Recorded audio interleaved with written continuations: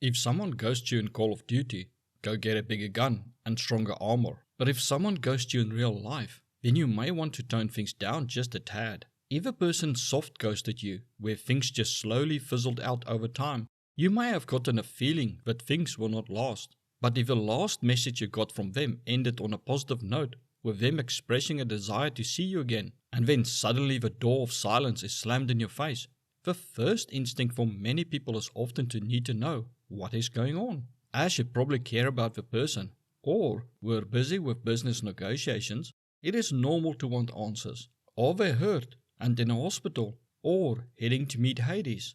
And if not, should you help them on their way? This burning need to know often results in people sending a multitude of texts, and possibly even trying other more direct ways of contacting the person, which, depending on how fast you can text, can lead to you getting in trouble for harassment, not to mention stalking charges for accidentally showing up at every place they go. So to keep you off the FBI's most wanted list, here are some tips on how to respond when someone ghosts you.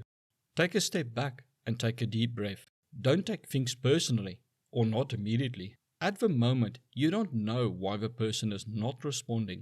Making up assumptions is just going to kill brain cells and is not going to get you nearer to the truth. It is generally acceptable to send 1 to 2, and if you have to, at the most, 3 messages that are spaced out. For instance, send a message asking if everything is still okay. Give it 2 to 3 days. If you want, and it is a romantic relationship, you can follow up with something like, "Hi, I'm a little confused as to why I haven't heard from you, as I thought things were going well between us.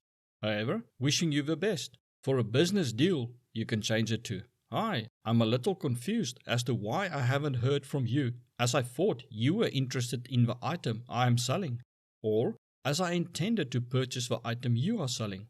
If you don't hear back, don't continue to try to contact the person. It is okay though to glance at their social media accounts to see if they are posting, just to see if they are not hurt or going through a big crisis. If it is business related, such as someone selling something on Facebook Marketplace, or someone that was supposed to come and look at an item you are selling, and they did not respond to the second message, then it is normally safe to assume that the person is not going through with a deal. If you want closure from a relationship breakup, you can try sending a message such as, "Hi, if this isn't working for you, please let me know, as it hurts not knowing where we stand." However, don't wait for them to respond. Give yourself closure. If a person ghosts you, they showed you that they don't care about your feelings and are not a person of their word.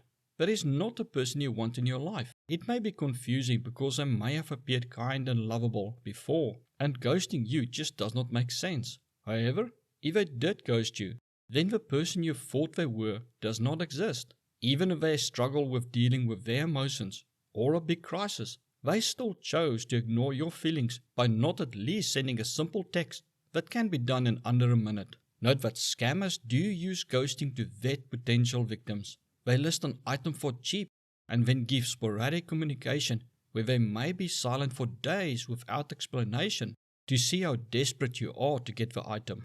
When they finally meet you, you may be so glad to be able to get what you believe is a bargain, but you run the risk of overlooking faults with a product, or agree to meet them in a dodgy place where they help to make your pockets lighter without you getting the item. Well, at least you normally get to keep both kidneys. Accept that it hurts to be ghosted. Reach out to trusted friends and family. Think about seeing a therapist to help you deal with it, and give yourself time to grieve. Then move on with your life. Please do not send the person nasty texts or use fake email accounts or phone numbers to try to communicate with them. And definitely do not try to physically meet with them. They chose to not talk to you and may find it disrespectful of their privacy and choice. They may even file harassment or stalking charges, depending on how far you go. Being ghosted feels like being rejected, as well as that you are worth so little to them that they don't even have 1 minute to reply and say things are over. This can cause you to experience a lot of negative emotions. It is common to try to suppress these emotions with anger, drugs, alcohol, food, gambling, and shopping. These fixes are only temporary and can cause more harm to you than facing your emotions. Know that it is not about you, but about the other person who either does not care about people's feelings or have not learned to deal with their feelings and communicate to other people how they feel. It is not your responsibility to fix or change them, and as much as you want to be a part of their life, they are not able to let you in. If you have good memories together, cherish them and mourn the loss as if the person passed away, and then let them live their life while you live yours. Hanging on to what was blocks what can be with another person who is emotionally more stable and respects you more.